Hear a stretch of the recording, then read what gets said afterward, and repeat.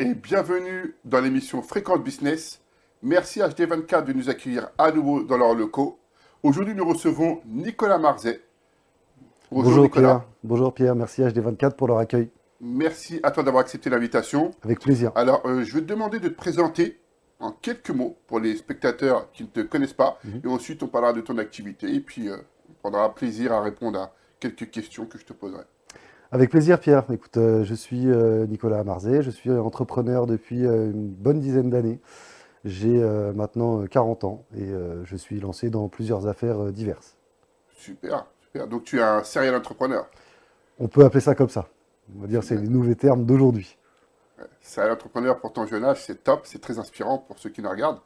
Donc, tu peux nous parler un petit peu de l'entreprise que tu as créée. Et je sais que tu as un très bel outil pour pouvoir, pour l'avoir essayé et utilisé. Donc, je te laisse nous faire découvrir ce magnifique outil. Oui, bien sûr. Avec ma société Modelo et mon associé Marc, on a développé une plateforme LMS qui permet d'intégrer directement le process des structures en ouvrant les API et en développant directement en interne les solutions demandées par nos clients. Alors, pour ceux qui ne connaissent pas tous les termes techniques, qu'est-ce qu'un outil LMS? C'est un outil en anglais qui veut dire Learning Management System. C'est un outil qui permet de transférer les connaissances, de pouvoir faire de la visioconférence et d'avoir plusieurs outils qui permettent finalement de transférer des compétences et des connaissances entre les salariés ou diverses personnes dans D'accord, une société. justement, ma question était à qui s'adresse ce type d'outil et pourquoi faire surtout?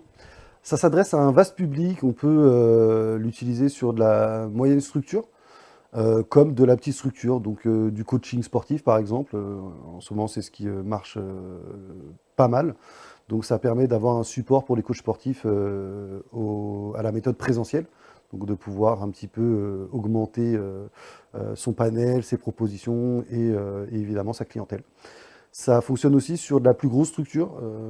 Là, pour l'actualité, on est en train d'intégrer la solution dans une société qui s'appelle Pop Valley, donc pour former leurs futurs voituriers au métier de voiturier au niveau de Pop Valley. D'accord. Pop Valais, je sais que c'est une assez grosse structure. C'est super C'est une belle intéressant pour eux. structure qui se situe à Paris, rue de Courcelles. Ils ont levé à 2,5 millions d'euros sur les 5-6 dernières années. Ils sont très suivis.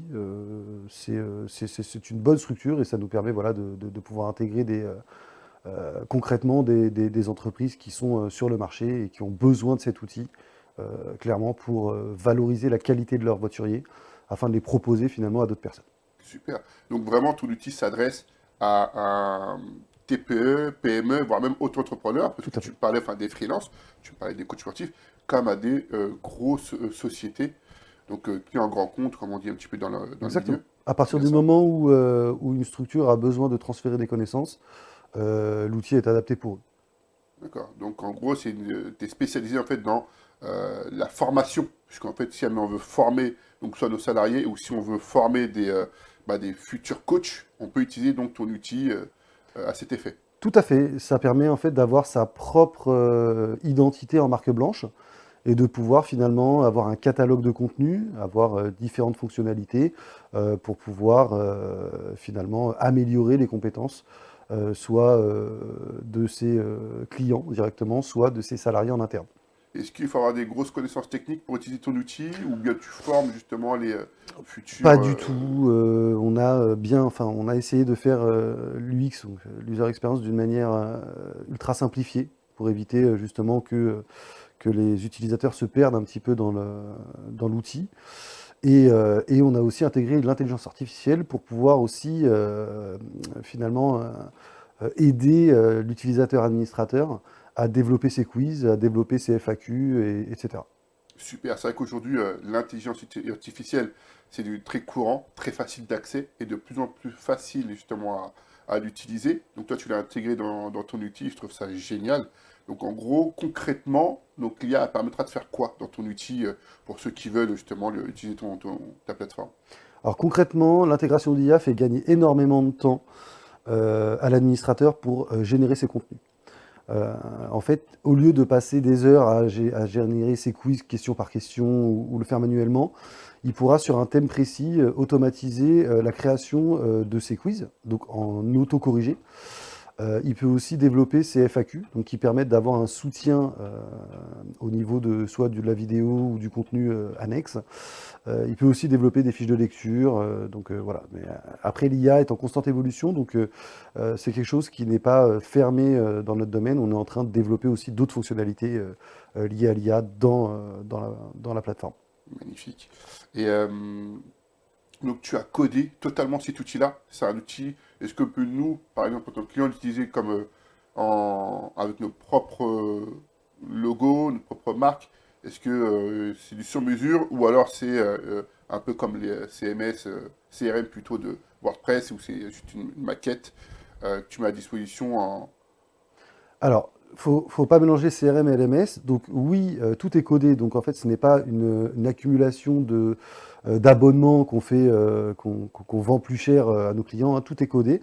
L'avantage du code, c'est que finalement, on est très libre au niveau du développement, puisque, comme tu le sais, si on code, on a le code source, et donc du coup, on peut développer tout plein de fonctionnalités supplémentaires à la demande du client. Euh, Ça nous permet aussi finalement d'avoir la main sur nos coûts, sur nos charges, puisqu'on ne dépend pas d'abonnement et finalement on a du serveur à payer et de l'automatisation d'emailing. Donc si tu veux, ça nous permet de gérer confortablement nos charges pour éviter de dépendre finalement des fournisseurs annexes qui pourraient être nos sous-traitants. Super, bon, écoute, c'est clair et ça a l'air d'être un outil magnifique. Euh, Est-ce que tu proposes des offres, peut-être d'essais? Est-ce qu'on peut le retrouver déjà sur le marché? Alors, en ce moment, on se concentre essentiellement sur les nouveaux clients de type moyenne entreprise. Pourquoi? Tout simplement parce qu'ils ont un besoin spécifique, notamment d'intégrer leur process au niveau des API. Très clairement, ils ont déjà leur process. Le but, c'est pas de leur fournir un outil où ils doivent s'adapter à notre outil. On doit, nous, intégrer l'outil dans leur procédure. Ce qui permet finalement d'adapter aux besoins très précis, finalement, l'outil pour qu'il puisse être le plus efficace possible en interne. D'accord, super. On va parler un petit peu de ton parcours entrepreneurial, d'accord? Parce qu'il est super intéressant et atypique. Ton jeune âge, avoir entrepris pas mal de choses. Je voulais savoir, toi, quelle était la plus grosse erreur que tu as faite dans le business et est-ce que tu fais attention dans le business, qui tu fréquentes, l'entourage, est-ce que tu sélectionnes vraiment ou tu essaies de ratisser le plus large possible? C'est aussi une façon de faire dans le business. Donc la première question déjà, c'est quelle a été la plus grosse erreur que tu as pu faire dans le Ouais. business? Je vais répondre à ta première question. La plus grosse erreur, je pense, c'est de ne pas avoir commencé assez tôt. Euh, Notamment sur le fait que quand on ouvre une société, quand on débute, on a souvent l'impression que ça va fonctionner immédiatement, que les gens attendent notre idée, qu'ils sont prêts à se battre pour pouvoir travailler avec nous. Et à la finalité, c'est à force d'erreurs qu'on apprend. Donc je dirais que la première erreur, c'est d'avoir commencé, encore j'ai pas commencé très très tard, mais à 30 ans, je trouve que ça commence à être, voilà, ça commence à être limite. Sachant que pour maturer un business, il faut entre 1 et 3 ans. Et puis après, il y a toute la partie développement, donc ça peut prendre beaucoup de temps. Et surtout que si on cumule les différents business, on s'y perd un peu. Donc en fait, on est obligé d'aller step by step, donc un business par business, sachant que derrière, la plupart des gens d'entrepreneurs fonctionnent en fonds propres. Les levées de fonds, c'est pas ce qui fonctionnera immédiatement. Donc en fonds propres demande, si vous n'avez pas de capitaux derrière, bah, de travailler, de mettre de côté, d'investir ses fonds propres et potentiellement se planter et repartir sur ce schéma-là, etc. indéfiniment. Donc si j'ai un conseil à donner, c'est vraiment de commencer le plus tôt possible, c'est-à-dire dès 18-20 ans, de commencer sur des business très simples, très légers, pour pouvoir ensuite se planter et apprendre, et pouvoir ensuite développer sa maturité d'entrepreneur, et de pouvoir finalement atteindre ses objectifs d'une manière définie, mais un peu plus tard. C'est vrai que moi j'aime souvent dire que la réussite, c'est la succession d'échecs rectifiés. Et donner le conseil de commencer très tôt, pour moi c'est vrai que je trouve que c'est un conseil très judicieux. On devrait même enseigner l'entrepreneuriat à l'école primaire. Tout à fait. Peut-être que des personnes trouvent ça trop tôt, mais pour moi, Au moins au collège. ou au Au, collège, au oui. moins au collège. Disons que l'école primaire, je parierais plus sur les langues directement étrangères à l'école primaire, ce qui se fait pas forcément en France. Donc LV1, LV2, pour moi, là, en école primaire, c'est la base.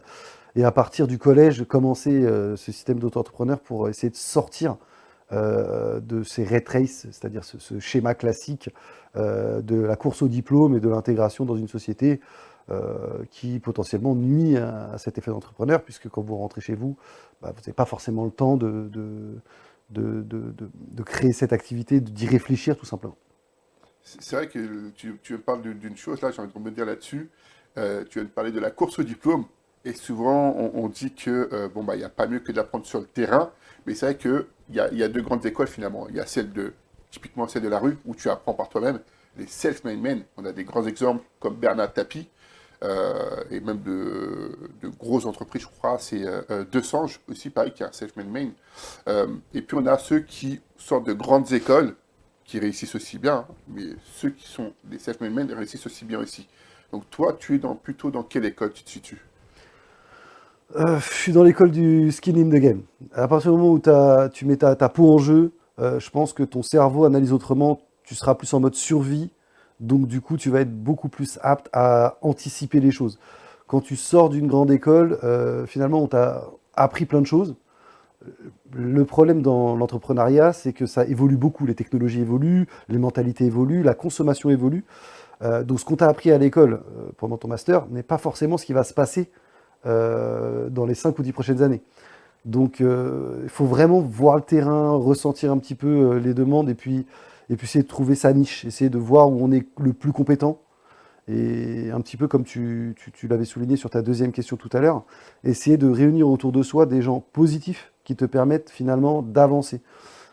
Essayer un petit peu de sortir du schéma classique en se disant j'ai grandi avec lui, donc finalement il faut absolument faire quelque chose.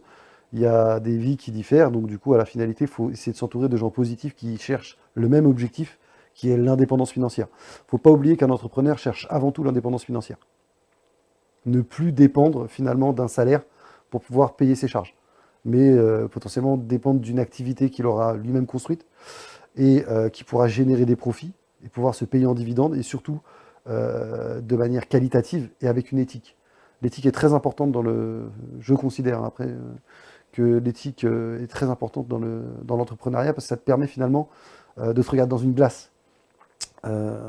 C'est un peu le schéma, donc ça mélange un petit peu tout l'entrepreneuriat. Donc le skin in the game, ça c'est très important, le fait de mettre voilà, sa peau dans le jeu te permet finalement de visualiser autrement. Si tu as beaucoup de risques, et ben finalement tu vas réfléchir autrement que si tu n'en as pas du tout. Un exemple typique, hein, si demain, je sais pas, tes parents te financent toutes tes activités, bah tu n'as aucun risque de te planter. Maintenant, si tu dis que j'ai peut-être une ou deux chances dans la vie pour pouvoir réussir à faire ce que je veux, donc avoir mon indépendance financière, là tu vas commencer à réfléchir autrement. Tout à fait. S'il y a un enjeu important avec des conséquences qui peuvent être plus ou moins dramatiques, bah, être à la rue, etc., je pense qu'on voit les choses Tout à différemment fait. que si jamais on a ce coussin de protection. Hein, je suis d'accord, je suis tout à fait d'accord avec ça. Euh, Qu'est-ce que tu fais, toi, pour garder ton mindset tous les jours en tant qu'entrepreneur? Parce que ça, c'est important. C'est un milieu difficile, solitaire quand on démarre. C'est pas tout le temps facile. On gagne pas tout le temps de l'argent immédiatement. Donc, garder cette énergie, cette pêche, cette envie de bâtir son entreprise, ça demande des efforts mentaux et physiques. Donc, toi, quelles sont tes méthodes? Qu'est-ce que tu fais pour garder ce mindset au plus haut? Disons que il y a trois choses.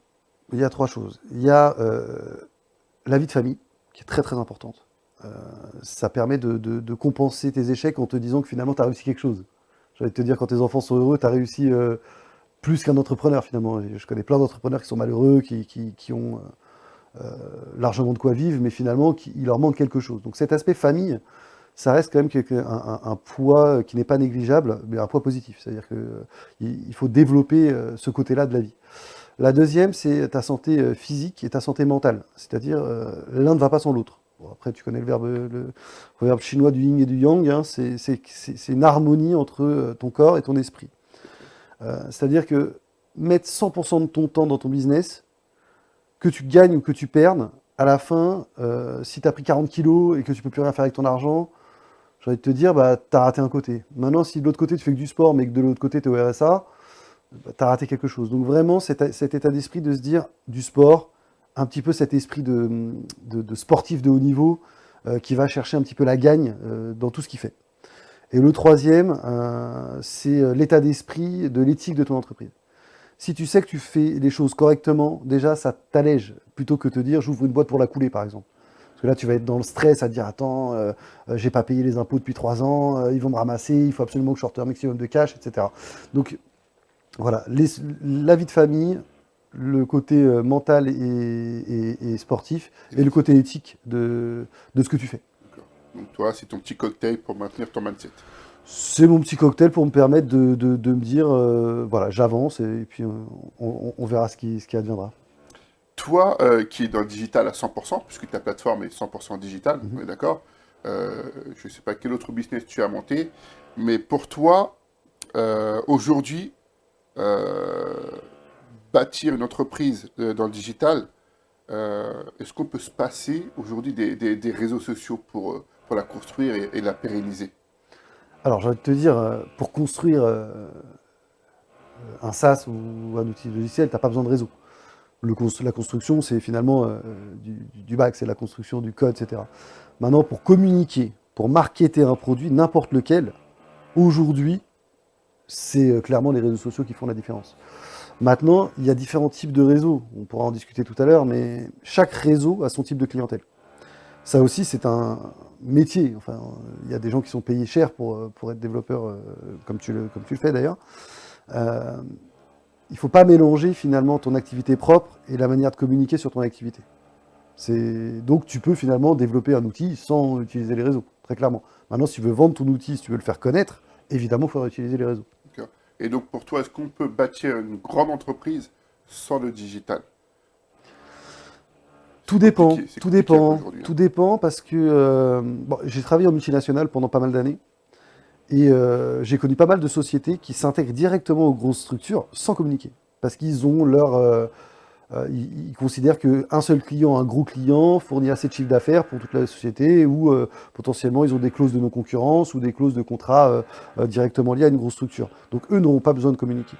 Maintenant, si tu cherches à avoir un maximum de clients, il faut communiquer. Très clairement, tu n'as pas le choix.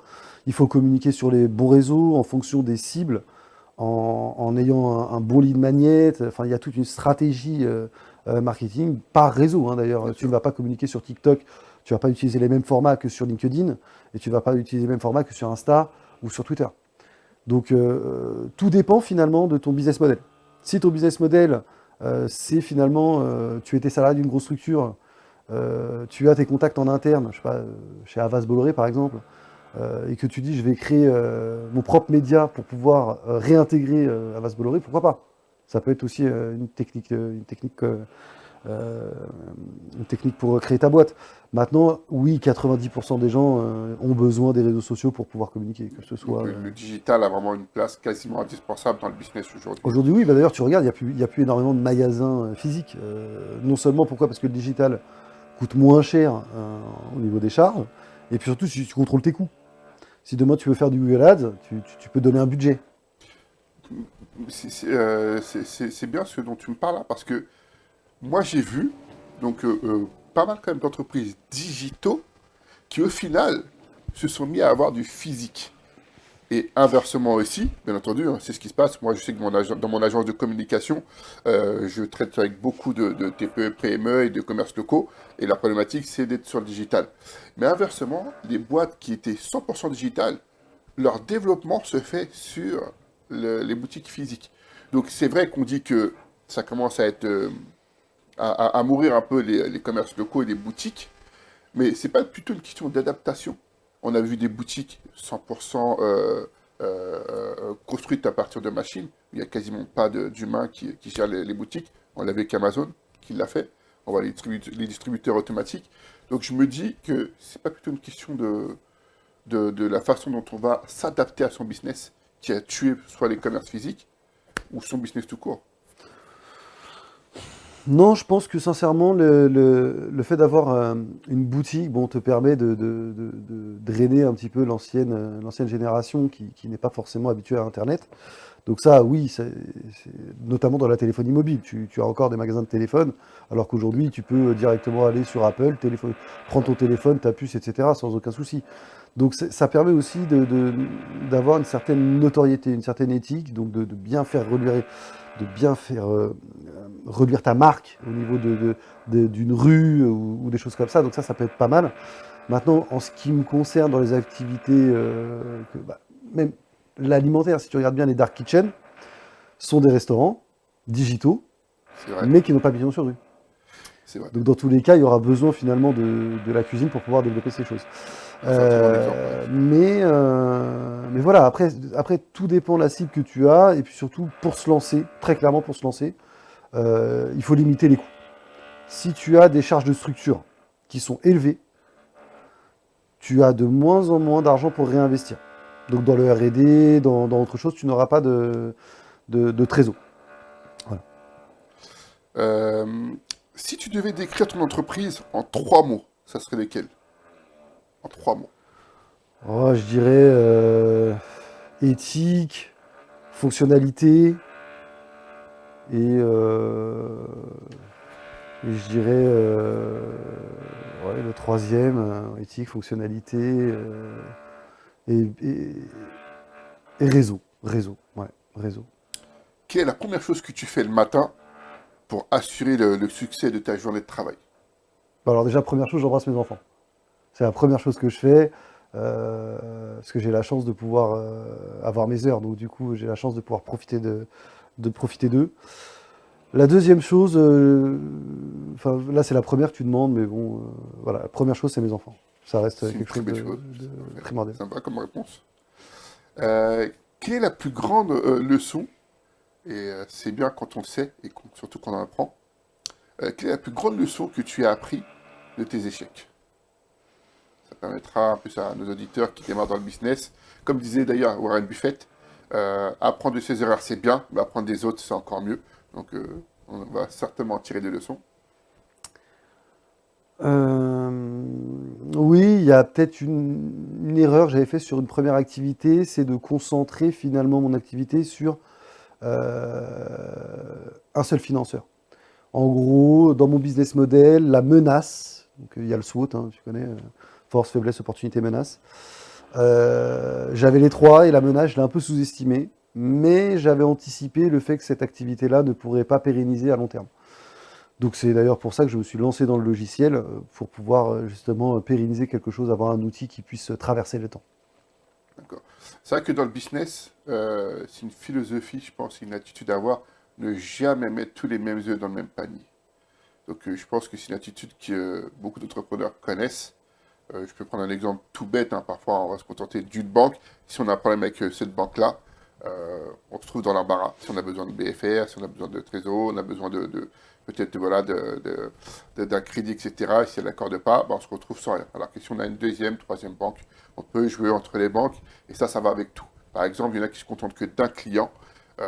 Ils se disent, bon, bah, c'est bon, j'en ai un. Et au final, bah, si le client il vous plante, bah, vous plantez aussi votre affaire. Donc, Tout à fait. Un client ou un financeur, c'est un peu le schéma que je t'avais parlé tout à l'heure, c'est-à-dire une société qui ne va pas utiliser de digital parce qu'il a déjà tout à une fait. grosse structure intégrée. Si demain le contrat n'est pas renouvelé, bah, finalement il se retrouve avec ses charges sans rentrée d'argent et il est obligé de revoir sa stratégie d'intégration. Quel est l'aspect de ton entreprise qui te rend le plus fier? Alors, tu parles de l'impact que ça a sur ma vie ou tu parles de vraiment de la société et l'impact qu'elle a sur mes clients? Choisis la réponse que tu souhaites. Soit l'impact qu'il y a sur tes Bah, clients, soit sur ta vie. Ça peut être les deux, hein. Ça peut être très bien les deux. alors, je vais commencer par rapport, puisqu'on est sur Fréquence Business, on va parler business. Euh, Ce qui me rend le plus fier, c'est de remplacer des outils existants euh, dans des structures de mes clients, sachant qu'on n'est pas à leur niveau. Je parle d'outils qui pèsent en développement 20, 30, 40, 100, 200 millions d'euros. Et nous, on arrive finalement à avoir des yeux écarquillés de nos clients lors des présentations, qui nous disent mais c'est exactement ça que je veux. Et ça, clairement, c'est une fierté parce que ça a été pensé, ça a été réfléchi. En fait, on ne développe pas comme on écrit un livre. On fait un summary executive, c'est-à-dire un gros sommaire, un gros cahier des charges, une roadmap, et si tu te rends bien compte, la roadmap, tu la respectes jamais. Parce que finalement, tu vas prendre du retard sur tes délais, tu vas repartir sur quelque chose qui est plus important, une demande d'un client où tu n'avais pas pensé, ça a fait tilt. Donc c'est toujours, c'est ce qu'on appelle la méthode agile, mais c'est toujours en mouvement. Et le fait d'arriver à un résultat qui finalement buffe tes clients, qui eux fonctionnent avec des sociétés américaines, donc des logiciels américains, qui sont largement au-dessus de nous, enfin très clairement au niveau coût, au niveau d'investissement, c'est des levées de fonds en dizaines de millions d'euros. Là, c'est une fierté. Parce qu'on se dit on est sur la bonne voie, on arrive à avoir les mêmes fonctionnalités sur des choses qui sont pertinentes, qui sont efficaces et qui permettent finalement d'aider nos clients à atteindre leurs objectifs. C'est très clairement une C'est fierté. beau. C'est beau parce que tu réponds vraiment à un réel besoin, alors que tu dis, bon, bah, c'est des entreprises qui font quand même des 100 millions, 200 millions d'euros de chiffre d'affaires, comme tu dis, et toi, tu arrives avec ton outil et tu arrives encore à leur trouver justement des solutions et des solutions concrètes. Et Je tu ne leur parlais pas permets. de chiffre d'affaires, là, je parlais de levée de fonds pour développer leur outil. D'accord, C'est-à-dire que ok. les Américains, je prends Gamma par exemple, qui est un logiciel d'édition de PDF, eux c'est 200 millions de levée de fonds. Nous, on développe cette partie-là euh, et on arrive à faire quelque chose de concret. Donc, ce qui fait qu'on impacte les coûts directement. Et sachant qu'on ne fonctionne, comme je te l'ai dit, que par du code, et donc c'est notre outil qui nous appartient, on fait que nos coûts n'augmentent pas pour nos clients. Ce qui fait que nos clients sont épatés d'avoir autant de fonctionnalités pour un coût minime. Super. Non, c'est top. C'est génial. Euh, donc, donc j'ai une petite question. Alors, comment tu décrirais, toi, la culture de ton entreprise en une phrase? Bosser, bosser, bosser. Très clairement, la culture, dans ces structures-là, on n'est pas beaucoup. Je suis avec mon associé, on fait intervenir certains prestats extérieurs. Mais voilà, clairement, la démotivation arrive très très vite dans ce genre de business. Parce que justement, on arrive dans une concurrence qui est clairement déloyale, hein. On arrive sur des concurrents qui pèsent, comme on appelle ça. Et c'est vrai que le fait de bosser, le fait de se concentrer sur le projet et d'arriver step by step à des choses concrètes, voilà, c'est quelque chose qui est vraiment gratifiant aujourd'hui au niveau de la société. Voilà, en fait, il faut jamais lâcher. De toute façon, la vie d'entrepreneuriat, c'est des hauts et des bas. Beaucoup plus de bas que de hauts. Donc si vous commencez à vous dire, je rentre dans le business, ça a marché, trouvez un travail et mettez-vous tranquillement avec votre crédit bancaire, avec votre maison, voilà, faites ça. Si vous êtes là pour relever des défis, être prêt à surmonter les épreuves et à travailler, et à se remettre en question, là, dans ces cas-là, vous êtes prêt. Euh, Justement, quel mythe sur l'entrepreneuriat aimerais-tu démystifier, toi? C'est vrai qu'on a cette image de l'entrepreneur riche, indépendant, euh, belle Rolex, gros, grosse voiture, grosse maison, la vie parfaite. Donc, et c'est l'image un petit peu qui est donnée des entrepreneurs, peut-être un peu moins aujourd'hui, parce que maintenant, avec les réseaux sociaux et les émissions, on peut voir que les entrepreneurs galèrent aussi un peu. Donc toi, quel Bah, mythe sur l'entrepreneuriat aimerais-tu déjà, démystifier? il y a deux choses. Quand vous voyez il y a l'entrepreneuriat vendu par les influenceurs, ça, clairement, faut dégager. Faut retirer ça de sa tête. D'ailleurs, l'influenceur est juste un relais de publicité. Donc, en fait, il va vous faire miroiter plein de choses. Là, je vois sur tous les réseaux sociaux, vous avez des gens qui viennent avec 5000 euros, j'ai fait 1 million. Enfin, très clairement, je connais des gens qui ont très bien réussi leur vie. Ça coûte pas 5000 euros pour faire 1 million. Ça n'existe pas. Oui, je Donc, il y vois un a peu de quoi tu 99% parles. des choses que vous voyez sur les réseaux sociaux, il faut les balayer. Euh, Ta question, c'était? C'était en fait, quel mythe sur l'entrepreneuriat aimerais-tu Donc, démystifier? le mythe, c'est j'ouvre une boîte, ça va marcher, je vais être riche. Ou j'ouvre une boîte, je fais travailler les gens, je vais être riche. Donc, dans le premier cas, j'ouvre une boîte, je vais faire en sorte que ça marche. En fait, personne ne vous attend. Donc ce mythe-là de dire j'ouvre un restaurant, tout le monde attend ma bouffe, Ça n'existe pas. Il faut avoir une certaine capacité à comprendre un écosystème et des demandes pour pouvoir déjà commencer à réfléchir à un business. Il n'y a rien de facile dans l'entrepreneuriat. C'est quelque chose qui se fait d'une manière, il faut de la patience, il faut de l'investissement de temps, il faut de l'investissement financier, il faut avoir une bonne harmonie de vie, une bonne hygiène de vie. Ça, les gens n'imaginent pas, mais il faut avoir le temps de prendre soin de soi, tout simplement. Donc, le mythe, j'ai 10 000 euros, j'ouvre un grec, ça va marcher. Si demain vous n'avez pas la supply chain qui va avec, vous n'avez pas la communication qui va avec, etc., si vous oubliez ne serait-ce qu'un détail de votre activité, ça ne fonctionnera pas. Donc le mythe, j'ai le bon produit, je sais que ça va fonctionner, c'est pas bon. C'est pas bon. D'accord. Voilà, je rejoins un petit peu ce que tu dis là. Je pense que j'aurais peut-être dit la même chose. Dernière question avant de passer au quiz. Mhm. Donc, on va faire un petit jeu sur l'entrepreneuriat. J'espère que tu utilises ma plateforme pour le quiz. Tout à fait. J'utilise Modelo. Donc, dernière question avant le quiz. Alors, quelle est l'innovation ou la technologie qui a le plus transformé ta façon de travailler? Je pense avoir une idée de ta réponse. Déjà Internet, hein, très clairement. Le business a complètement changé. Moi, je suis de la génération où j'ai grandi jusqu'à peut-être 12 ans, 15 ans sans Internet.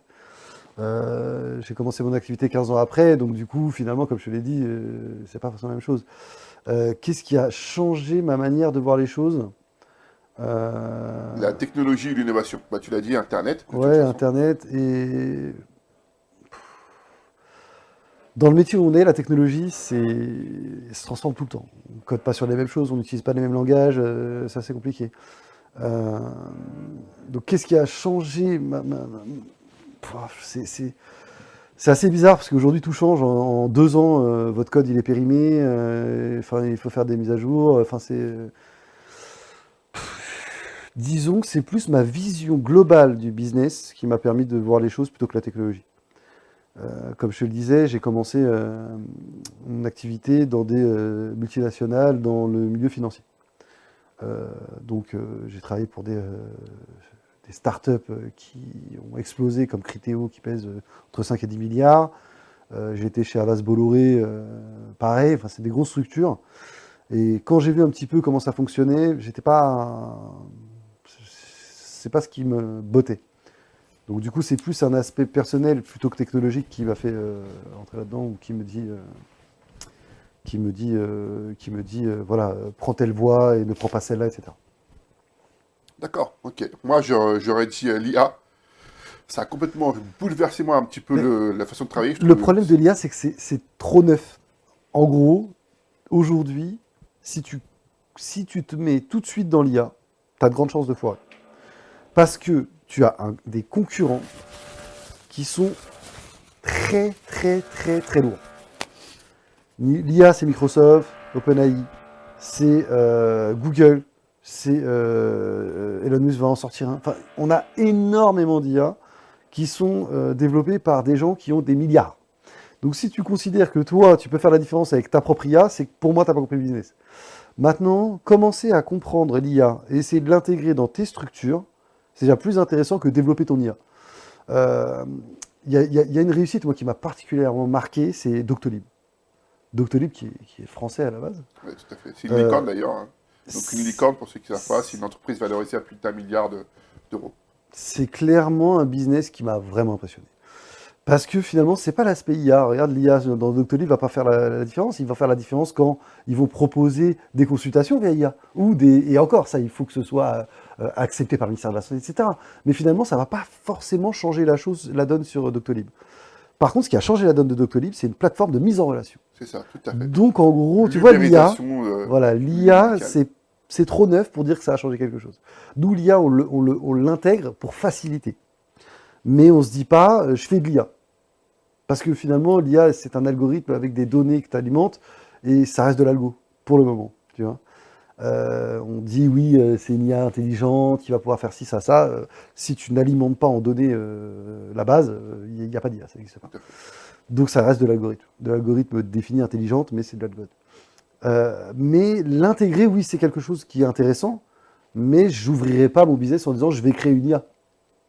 Quand je vois tout ce qui se passe déjà dans l'IA, je me dis, déjà, j'ai pas les fonds. Et en plus, derrière, ça se trouve, mon IA, elle va être obsolète la semaine prochaine parce que, je sais pas, Microsoft aura mis le paquet, Google aura mis le paquet. Et si tu vois, aujourd'hui, tu as Mistral, ChatGPT, enfin, t'as Mid-journée, Claude, t'as énormément d'IA. Et eux, ils pèsent, ils lèvent des fonds, mais à hauteur de centaines de millions d'euros. Donc si toi, tu considères que l'IA, c'est une technologie qui est développée et qui va faire la différence, oui, dans ton business. Mais si ton business c'est de l'IA, c'est pas bon, pour oui, moi. non, mais après, c'est pas donné à tout le monde de développer son IA. C'est quand même un gros secteur. Et puis, il faut avoir des très très bons développeurs. C'est beaucoup de temps. D'argent. Beaucoup d'argent. Et puis, il y a une grosse mode aussi, un petit peu comme l'époque où tout le monde misait sur les entreprises sur Internet. En se disant, bon, bah, je mise sur telle IA, elle va exploser, je vais devenir milliardaire, etc. Donc, il y a aussi cette mode-là. Mais l'utiliser pour son business, ça change Tout à fait. complètement quand même son travail. D'ailleurs, il y avait des entreprises qui ont pu économiser sur la main-d'œuvre jusqu'à 30 à 40% de leur productivité. Donc, c'est pas à négliger. Et je trouve que ça, quand même, ça bouleverse un petit peu la façon de travailler. Alors, j'en parlais avec mon associé récemment, ce que j'ai aimé énormément avec l'IA, c'est que ça rebat les cartes. C'est-à-dire, nous, on a des concurrents, hein, comme toute activité, hein, on n'invente rien, l'homme n'inventera jamais plus rien, hein, très clairement, tout a déjà été inventé, on On reprend découvre, hein. des idées. Euh, mais la plateforme en soi existe chez d'autres concurrents. Mais l'intégrer l'IA te permet d'avoir une intelligence différente de ce que tu veux donner à ton client et ce que tu veux partager, entre guillemets, comme fonctionnalité. Donc l'IA, oui, c'est bien, mais si tu n'as pas de structure, comme une plateforme, hein, par exemple, hein, finalement, l'IA, tu vas en faire quoi? À part, à titre informatif, te développer au niveau des connaissances, etc. Ça, c'est super. Maintenant, comme je te l'ai dit, aujourd'hui, même que j'ai 10 millions d'euros, j'investis, je ne créerai pas ma propre IA. Il faut créer d'abord un socle où tu intègres l'IA. Tu vois ce que je veux dire? Ouais, bien sûr, tout à fait. Quand je te dis les concurrents qu'il y a, on parle de Google, hein, on parle de Microsoft, hein, on parle pas de, c'est pas des petites boîtes du coin. Ah oui, oui, Donc bien quand eux sûr. ils sont là, nous en France on a Mistral. Euh, Personnellement, je l'utilise pas. Alors qu'elle est super cotée, etc., etc. Mais au niveau européen, on n'en a pas. Enfin, Ouais, on n'a pas quelque chose qui concurrence ChatGPT. Au niveau déjà euh, image, communication, tout le monde parle ChatGPT, ChatGPT. Quand on dit IA, on parle ChatGPT.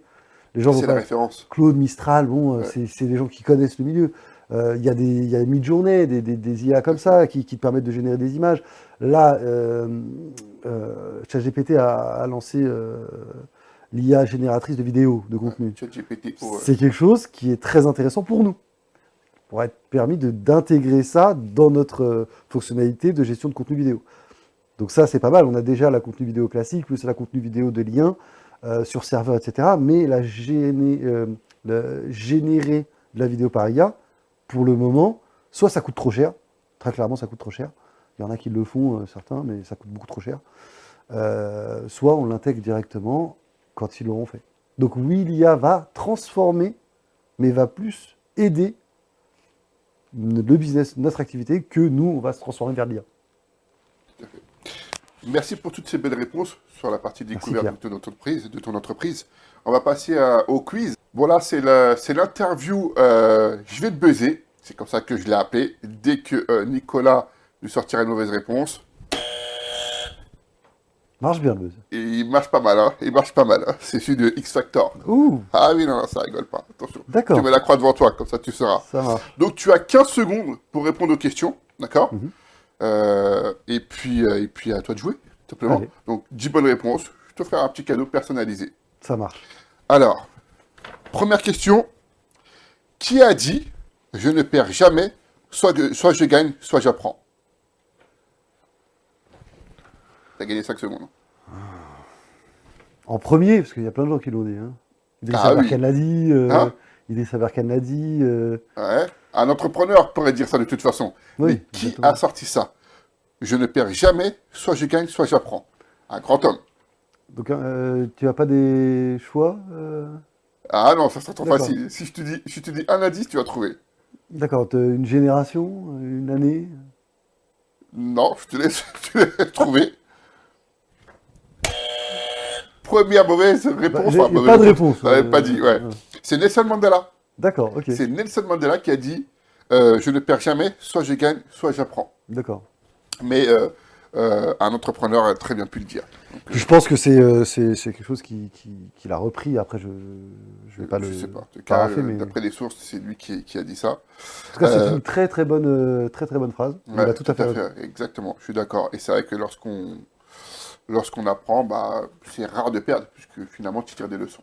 Tout à fait, c'est ce qu'on en parlait tout à l'heure. Deuxième question. Quelle star de réalité a transformé son image en un empire cosmétique valant des milliards de dollars? Kardashian, déjà. Allez, je te la donne. Franchement, je te l'accorde, Après, mais c'est Kylie Jenner. Elle fait partie de la famille Kardashian. c'est Kardashian. C'est une Kardashian. C'est une Kardashian. Ouais. En plus, on négocie. Du Kardashian, du Kylie Jenner. Eh, il y a un D'accord. cadre en jeu, hein. Ah, moi, je suis pas trop dans la télé-réalité. Déjà, Donc c'est... déjà, première bonne réponse. Alors, Elon Musk a envoyé une voiture dans l'espace, mais que met-il toujours en avant dans ses présentations? Je vous laisse vous aussi essayer de répondre à cette question. Dans ces présentations, tu peux développer un petit peu? Lorsqu'en fait il envoie quelque chose dans l'espace, il fait toujours une présentation. Dernièrement, il avait envoyé une voiture dans l'espace et il met toujours quelque chose en avant dans sa présentation. C'est fusé. Donc, comment? C'est fusé. Non.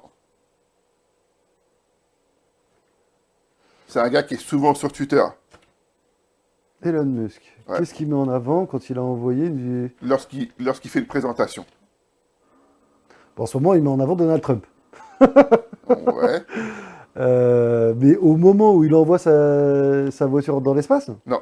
Elon Musk a envoyé une voiture dans l'espace. Uh-huh. Mais que met-il toujours en avant dans ses présentations? Lorsqu'il fait une présentation, Elon Musk, il met des choses en avant. C'est quoi? aucune idée. Allez, Je suis obligé de te buzzer. il n'y a pas de problème. Donc, lui, c'est l'innovation et la durabilité et une bonne dose de blague. C'est un Ah non, mais blagueur. c'est des questions très ouvertes. Hein. Ah oui, oui, bah Là, oui. pour trouver les trois mots que tu as dit, innovation, hein, La c'est- blague, tu aurais pu trouver la blague. La blague, c'est vrai que... Qu'est-ce qu'il met en avant? Pour moi, c'était une marque, c'était un produit, c'était une Non, c'est un personne. blagueur. C'est un blagueur un peu... Oui, Elon j'aurais pu te Musk. dire de la weed. Aussi, t'aurais Ouais, pu, ça aurait été une mais bonne c'était réponse. pas bon, t'aurais buzzé aussi. Non, non, non, non, non, Tu non, vois t'aurais pu, parce que c'est vrai qu'on doit souvent faire ça, en plus, ouais, de Oui, temps oui, en temps. tout à fait. C'est vrai. Voilà. J'allais mettre le timing avant de te poser la question. Quel entrepreneur célèbre est connu pour sa phrase « Work hard, have a fun, make history » Bon, Je Zuckerberg. vais t'aider, parce que j'avoue, c'est pas évident celle-là. Bah, Il a commencé par vendre des livres. euh, c'est pas Steve Jobs. Il avait comme support, alors je vais encore t'aider, il avait comme support pour travailler 2 tréteaux et une planche. Il travaille dans un garage? Si tu fais le parallèle avec un autre entrepreneur, c'est tout comme. Ouais. C'est pas... Créateur d'Amazon? Si, c'est lui. Ah, putain, j'ai oublié. Oh. Jeff Bezos. Non, Jeff je te le donne, Bezos, je te le donne, je te le ouais, donne. ok. T'en as la troisième bonne réponse, je crois, là. Deuxième. 7. Non, deuxième bonne réponse. Tu veux m'avoir? Alors, quel mania de la mode a dit « Les gens penseront ce qu'ils veulent penser, j'ai juste besoin de faire ce que je fais ». Ah ouais, c'est des questions particulières. La mode. Future business, Bon, je vais t'en dire trois. Hein. Karl Lagerfeld, Christian Dior et ça aurait pu, Jean-Paul Gaultier. ça aurait pu. Mais c'est pas eux. Alors, Anna Wintour, c'est la rédactrice en chef du magazine Vogue, d'accord. directrice artistique de Condé Nast. C'est un grand groupe d'éditeurs de magazines. C'est Vogue, Family, Vanity Fair, QG et The New Yorker. Et D'accord. encore Glamour. Ok. Donc, c'est une très grosse tête. Écoute, je suis pas trop dans la mode, donc tu parles. L'entrepreneuriat, parce qu'elle, c'est une très très grande femme d'affaires aussi. Ah, j'imagine. De toute façon, il y a plein de gens franchement. qui font des choses exceptionnelles que je connais pas. Hein. Alors, quelle célébrité a surpris tout le monde en devenant une investisseuse dans le secteur des boissons avec son propre Prosecco, un champagne? Une célébrité? Ouais. Jay-Z? Je crois qu'il a fait un champagne. Non, Jay-Z, ouais. C'est vrai que Jay-Z a fait son propre champagne, mais lui, il n'a pas surpris tout le monde. On savait que Quand c'est même. un grand Il investisseur. a racheté. Ouais. Quelle célébrité a surpris tout le monde en devenant une investisseuse dans le Donc c'est secteur une des fille. boissons? Donc Un c'est une fille. investisseur, pardon, j'ai dit investisseuse, investisseur. En Champagne, Moët, bah, t'as Bernard Arnault, mais. Non? Allez, dis-moi. Post Malone. Ah non, mais toi, t'es vraiment de l'autre côté de l'Europe, hein. T'es que aux États-Unis, là, hein, pour l'instant, là. Là, tu vas poser des questions que sur les States. En même temps, il y a beaucoup d'entrepreneurs là-bas. Hein. Mais fais de la pub pour les entrepreneurs occidentaux. Enfin, Sur les européens. prochaines questions. Mais ça, c'est une belle réflexion. J'en ferai, j'en ferai, j'en ferai, j'en ferai. Sinon, je vais développer à Silicon Valley et on se rejoint Pourquoi à pas? Miami et tu me fais la même interview. Bah, ça sera avec grand plaisir de faire l'interview là-bas. Alors, Richard Branson est célèbre pour sa compagnie Virgin, Ouais. mais quel est son pasteur préféré qui a failli lui coûter la vie? Bon,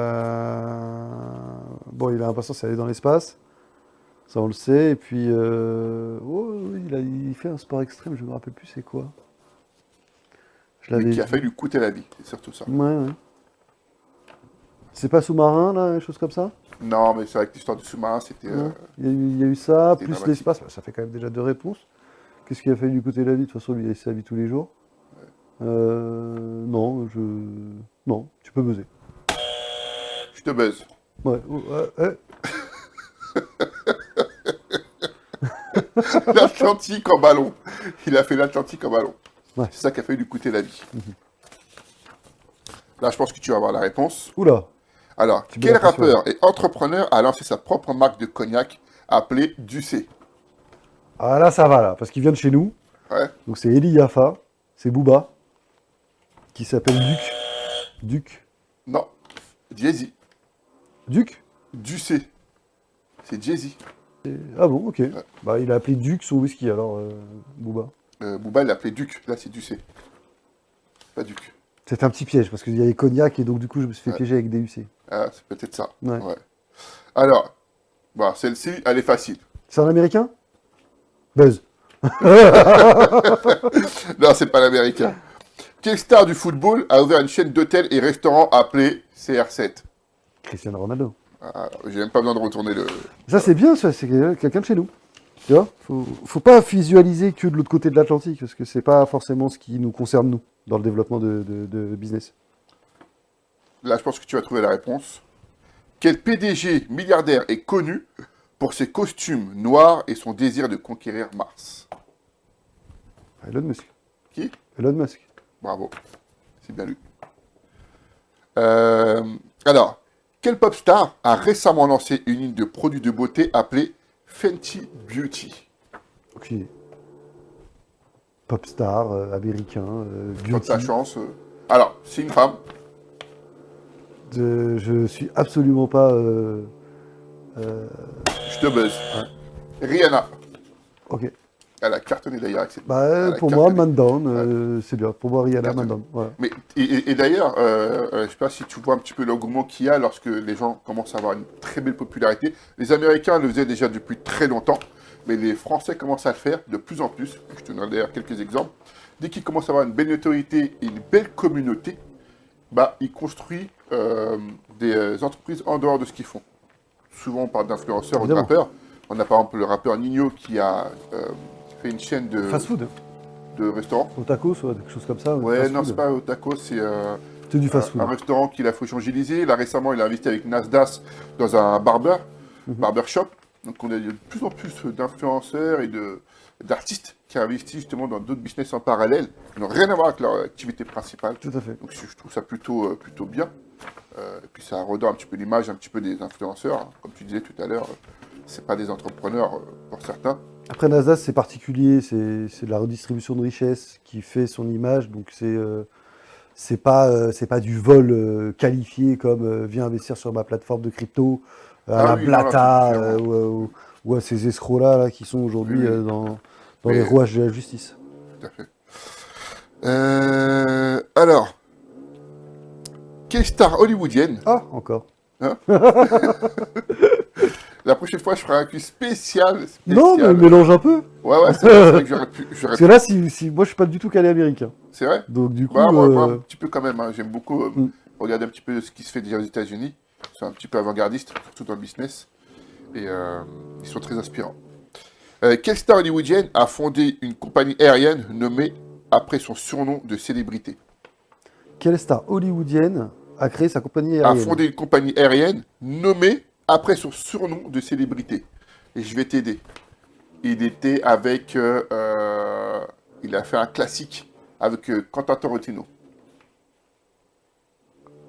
John Travolta? Bien joué. Bravo. C'est lui. Ça va, c'est un peu ma génération, ces films-là. Ouais. J'aimais beaucoup ça.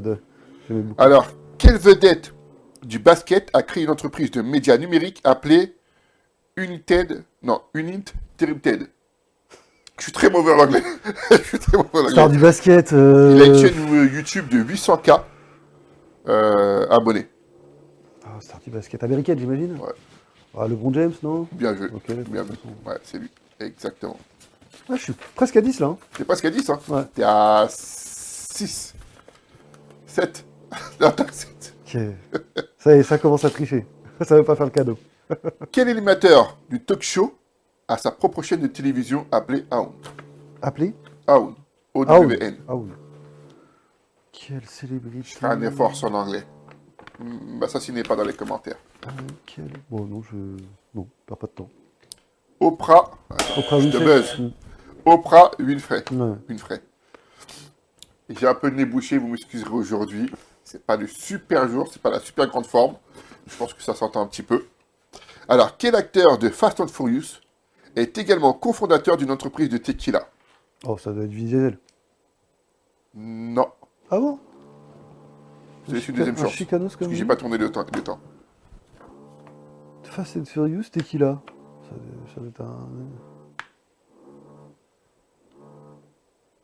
Don Johnson? Bien joué. Bravo, c'est lui. Exactement. On a 8 bonnes réponses. Et il reste 3 questions. Ah là là, la pression. La pression, La la pression. Alors, quelle star... Bon, elle est pas facile celle-là. Ah oui, Je mais crois elles qu'elle sont est pas faciles du tout, là, ces questions. Quelle star de cinéma a investi dans Uber, Airbnb et Spotify avant qu'ils ne deviennent des géants? Le mec, il avait le pif quand même. Hein. J'ai envie de te dire, il a dû miser sur 15 boîtes, il y en a 3 qui ont pété, c'est pas... Enfin, dans les 15, il a dû Vous allez avoir... le voir quand même. Hein. Uber, Airbnb, Spotify. Hein. Et avant qu'elles deviennent des géants. Hein. Ouais, ok. Quelle star Quelle star de film? Ouais. Allez, je vais t'aider. C'est l'ex-mari de Demi Moore. Ah, Bruce Willis. Non, l'ex-mari de Demi Moore. Il n'y a pas eu que Bruce Willis.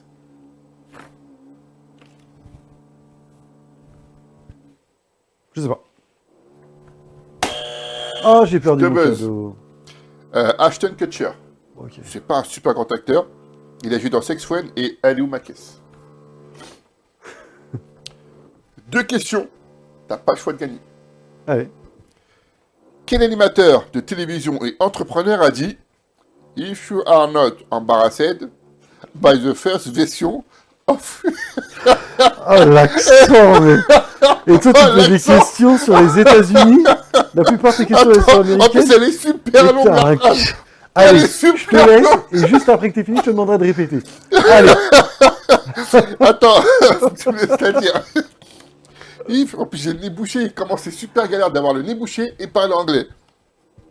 If you are not embarrassed, alors laisse tomber. Donne-la moi, celle-là, Elle te donne-la la moi. donne, c'est Merci. C'est quoi la réponse? C'était Red of Man. D'accord, bah, je l'avais pas. Ah, je lui donne la réponse, laisse tomber. Donc ça, c'est la question bonus, c'était cadeau. C'est ça. Donc la dernière? Donc là, la dernière. Quel produit a rapporté 100 millions de dollars au rappeur 50 Cent et par quelle boîte elle a été rachetée? Je te laisse 30 secondes. J'aurais dit les Casbix, mais t'es dur. Quel produit? Ça doit être un alcool? Attends, qu'est-ce qu'il a fait, lui?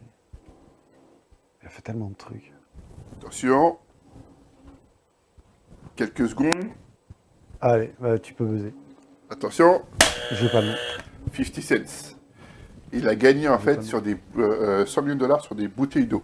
Une marque de Ouais, bouteilles d'eau qu'il a créée. oui, je Et l'avais vu. elle a été celle-là. rachetée par Coca-Cola. Je l'avais vu, Elle celle-là. a été rachetée 100 millions de dollars. Ouais, j'avais vu l'info passer, ouais. J'avais vu Incroyable. l'info passer. Incroyable. Mais le ce qu'il y a de coup qu'il plus incroyable, c'est Dre et ses casques qu'il a revendus. Hein. 2 milliards. Hein. 1 milliard. Le Ouais, le milliard. partenariat qu'il a eu, c'est Dr. Dre et un autre producteur très connu d'ailleurs. c'est ouf. Non, c'est fou C'est ce qu'ils ont fait, c'est un coup magnifique. c'est génial. Mm. Pour le coup, c'est génial. Ça vaut Bah mieux écoute, que 50 Cent et ses 100 millions. donc Tu peux là, me refaire la question en anglais, s'il te plaît? non, non, c'est bon. If you're embarrassed. Non, c'est bon. Je vais leur épargner ça. Stop. C'était une torture, je suppose. Non, on va passer donc là à l'interview multiverse. Donc ce sont des questions un peu décalées qui permettra de découvrir Nicolas sous un autre aspect avec ses très belles réponses et son anglicisme parfait. Oh non, loin de là. Là, il n'y a pas de question. J'ai pas ton d'anglais. niveau.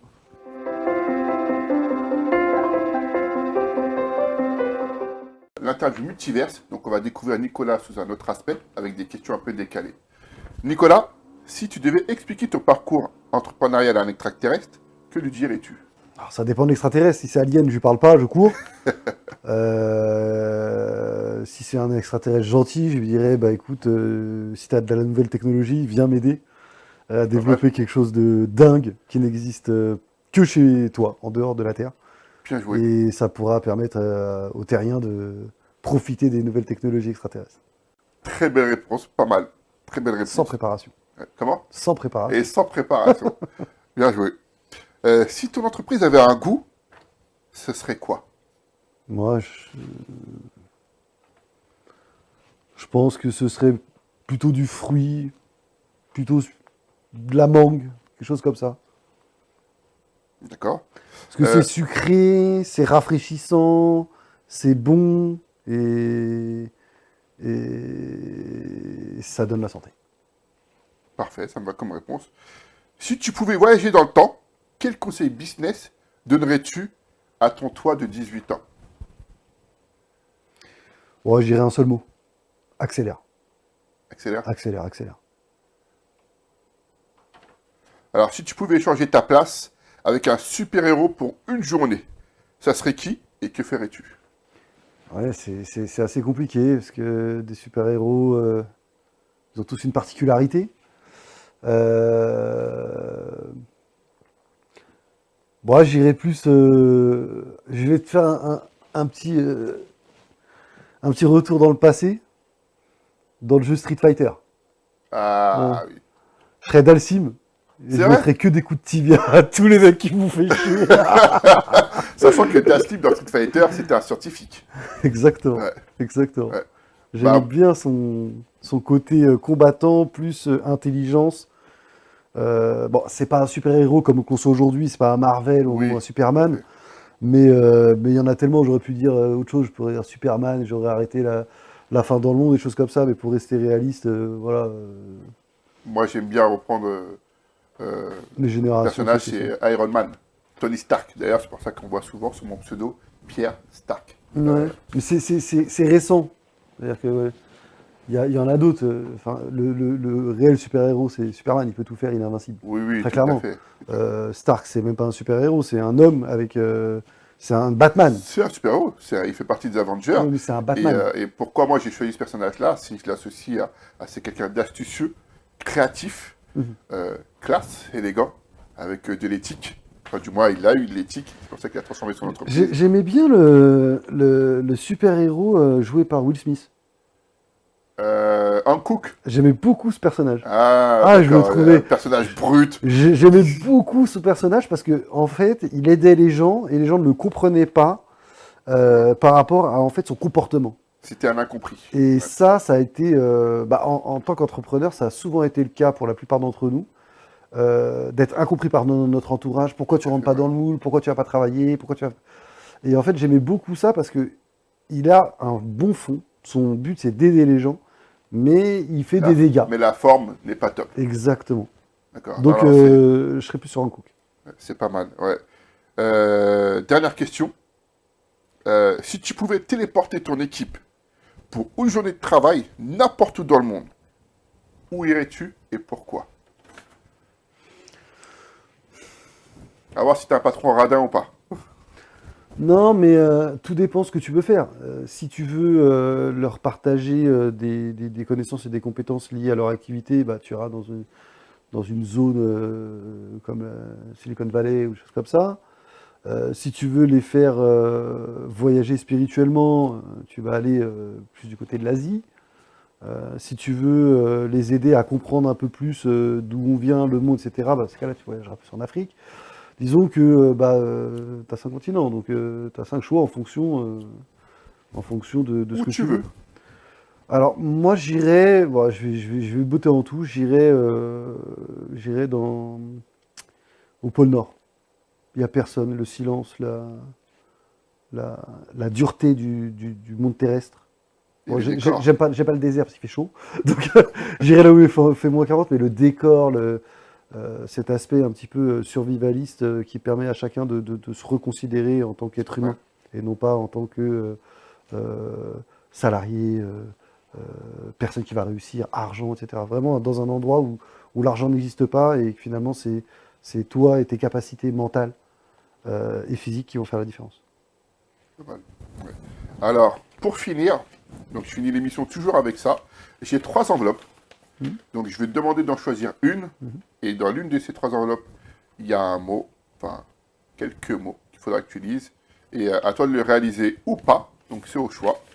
Je te laisse choisir une des enveloppes et l'ouvrir. Ça a changé au dernier moment les enveloppes. Je sais pas c'était quoi les mots. Je me souviens. Alors, Alors, hop là. si. Donc tu peux nous lire à haute voix ce que tu vois. Offrir un cadeau à un de nos abonnés. Voilà. En gros, euh, pour leur faire plaisir, Donc, pour répondre à cette demande, j'offrirai à un de tes abonnés un accès illimité à la plateforme en tant qu'administrateur, en marque blanche, et il pourra l'utiliser comme il veut, de manière illimitée, sans aucun souci. magnifique. Super beau cadeau. Donc, il offrira un accès à sa plateforme en marque blanche. Donc, franchement, c'est super top. Donc, je réaliserai un petit concours sur l'un des réseaux sociaux ou même sur les 3. On est sur YouTube, LinkedIn et TikTok. Et après, bah, j'enverrai le nom à Nicolas Marzet pour que justement il vous donne accès à sa plateforme pendant 1 an, c'est ça? Ah non, la valeur, c'est à peu près 1500 euros. C'est pas mal du tout. C'est un beau cadeau, hein. C'est un très beau cadeau. Il a choisi la bonne enveloppe. Ah bon? Les autres? Je veux pas savoir les autres. Tu ne le sauras pas. Faudra suivre l'émission. Peut-être que tu tomberas sur les autres. Je vais les regarder, D'accord. juste pour voir les enveloppes. Merci en tout cas, Nicolas. Merci à toi, Pierre. Franchement, merci beaucoup pour ces belles réponses, Merci à toi. ces réponses inspirantes pour les futurs entrepreneurs et entrepreneurs actuels. Et merci à HD24 encore une fois. Merci à Mara pour tout le travail qu'il fait. On ne le voit pas, mais il est avec Merci nous. Mara. Il fait un travail formidable. Donc merci beaucoup. Et je vous dis à très bientôt. Merci Nicolas. À la Merci prochaine. Pierre. À bientôt.